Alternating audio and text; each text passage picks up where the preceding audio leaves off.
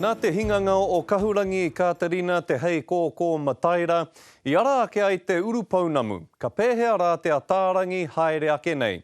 Ara te kaupapa nāna tonu I kōkiri ki tōna taumata. Ahakoa te ua tonu o te whai pūtea tautoko I roto I ngā tau, 30 mano ngā tāngata kua puta mai I te kaupapa nei. He tohu tērā o tōna angi tū. I toro atu a tahuri tū moana I tētahi rōpū ako Ataarangi, ki te rapu ake I te kura huna o te kaupapa nei.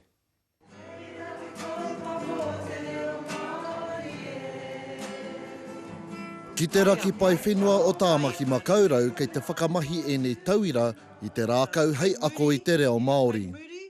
Mō nā tau toru te kau kua huri ko e nei rākau te waka e kawe ana I te reo Maori kia eke ki taumata ke. Kona rākau he pene no ki ngā kupu o te pokapoka. Wina he raruraru o ngā tangata kua waia ki te pānui mo te mātauranga. Tuhi. Pene no ko ngā rākau kei te tepu he momo pikitia. I ngā mohi o koe te āhua tango te pikitia, kei he koe rotu I te pikitia, ka tae koe te hanga te maho o ngā kōrero. Hanga puana ki taua pikitia. I tīmata tēnei hi koe awiniata te whare I ngā tau rua te kau ki muri. I mua te Ataarangi he kai hautsu traka kē ia. Hei tāna nā te Ataarangi kua puawai he ao hou mōna. Ka tau mai. Rotu I te kura nei, iwa te kaumatahi, te wā tuatai ka tūtake au I te Ataarangi. Ako kupu taua wā ko te puku me te kai. Pene no, te wā timata au ka rongo I te reka o te mātauranga. Ka rei rongo o te reka I rotu I ngā kura auraki I au tipuani te ao Pākehā, ka rei rongo te reka o te mātauranga. Ngari ka taimau te Ataarangi, ka timau te kai ngā mātauranga Maori, e ho, ka rei makona. Haere tunu takuka, kei ta haere tunu nai nei. Nā Kahurangi Katerina te heikoko Mataira te Ataarangi I tīmata. I roto I te ripoata a tākuta Richard Benson I te tau 71 o te rā rautau, I puta I aia te kōrero kei te mate haere te reo Māori. The competition from a language like English with all the resources that it has at its command is so intense that even though the speakers of other languages value those languages, they have very little chance of maintaining them in the face of this competition without some sort of institutional support. Iaia e mahi ana ki te kauni hera whakaako I te huna pakeke I te tau 78 I pupu mai te wero kia Katerina. Ko John Bennett tō mātou tiamana I taua. Huri mai tonu a John Bennett kia au, ka ki mai kia. Katerina, what are you going to do about it? Muri mai tērā ka noho mau ko ngoi.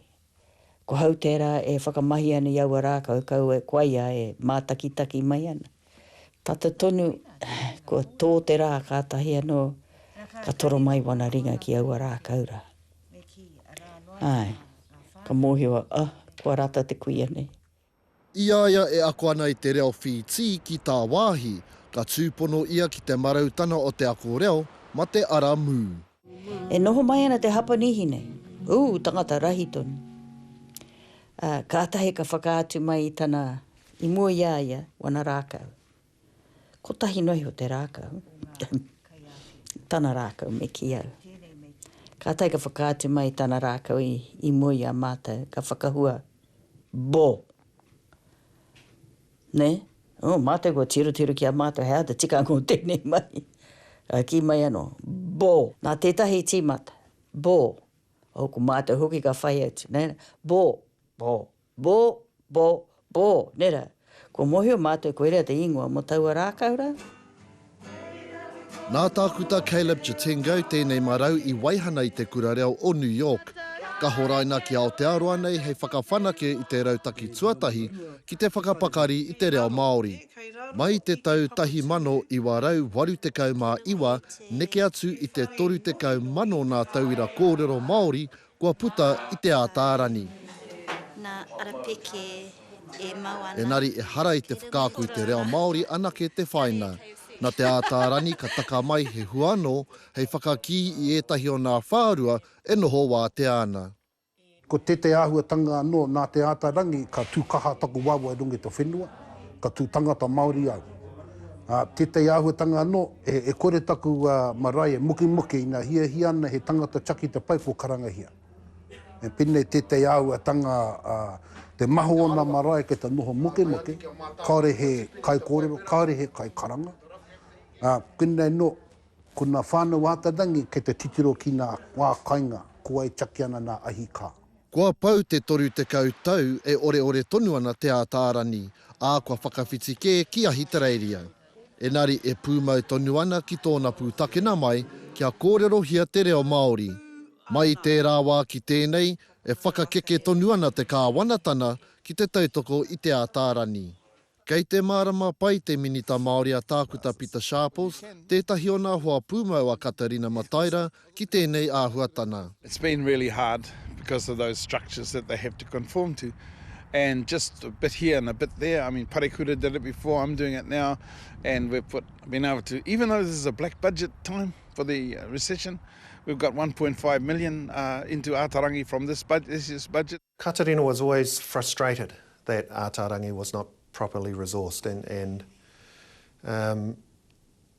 over the last few years I think she got more and more vocal about that and more determined about how that should happen. Ko Mike Eru te tumu whakarai o te pūtahi, te rina whakahaere pūtea o te Ataarangi. He tauira tawhito hoki ia, ko tāna mahi he rapu me te tiaki i ngā pūtea a te Ataarangi. The kind of funding that Ataarangi needs is a flexible funding arrangement that will enable our kaiako to work with whānau in any environment that suits the whānau. Ataarangi is a learner-focused kaupapa. It doesn't rely on infrastructure, it doesn't need big flash buildings, it doesn't need whiteboards. It needs a kaiako, a warm, comfortable place for people to be, a place that whānau can come and go from where everybody is comfortable. There's really only one rule, and that is koe e kōrero Pākehā. I tērā tau I whakatūria e te minita Māori a tākuta Peter Sharples, te pai motuhake. Me tōna mahi ki te ata titiro ki ngā moni 225 miliona tāra e whakapauhi ana ki tō tātou reo. I ai ki tēnei ripoata a te Y262, 25 o rau o te huna Māori I te tau 2001 e mōhio ana ki te kōrero Māori. Tainoa ki te tau 2006, 23 o rau noiho e mōhio ana ki te kōrero. Ki ngā tirohana te pai motuhake, he rahi rawa ngā kaupapa me te kore e whai hua. Ahakoa te tika o ngā mahi a te Ataarangi, he uaua ki te whakauru ki tētahi āhua e tae ai te tautoko a pūtea nei. That's the problem, trying to fit Māori kaupapa, and this is what's happening with the kohanga reo, tēnei rā. They want to maintain their identity as a kohanga reo, not as an early childhood centre. Well, Katerina was very pure about Te Ataarangi, and it stayed as Te Ataarangi. It was really beautiful. The difference between what Ataarangi does and what an institution does is that an institution is primarily funded and resourced, I guess, to teach people in a classroom or in a lecture theatre. Ataarangi doesn't operate that way, it operates with whānau. Ko tētahi e mārama ana ki tēnei āhua o te whānau me te whakawhānau, ko Miriama Kamo, he kaimahi pāpāho. I o tiaia te tau kotahi ki te Ataarangi o Taipari. I tipu ahau ki runga I te marae.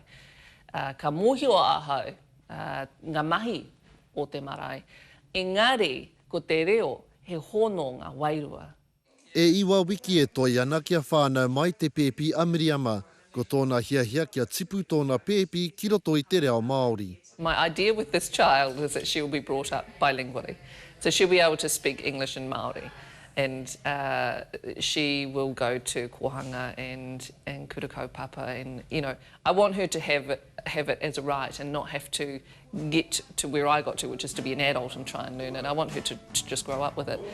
Aha koa ngā piki me ngā heke kia tūmotu hake ai te Ataarangi, ko tōna orana e hara I roto I te moni, he nari kei roto ke I ngā nākau me ngā whatu manawa o ōna tauira.